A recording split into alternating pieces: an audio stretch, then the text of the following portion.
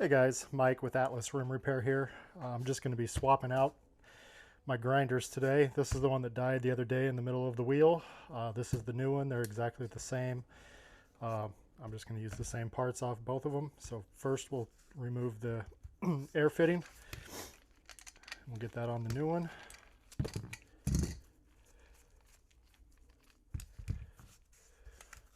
Just remove that plug there.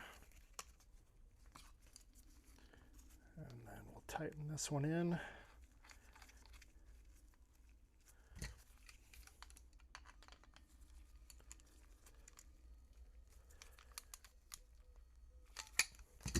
Okay, that's good. And then the roll-lock disc is still on here. This is the one that was on there when it died. Then we just need to install the roll-lock disc holder into the new grinder. This should already be loose. Needs to go a little looser. This does come, the new grinder comes with both wrenches you need to do this. I believe this takes the small one in here. Just lock that down, loosen this up.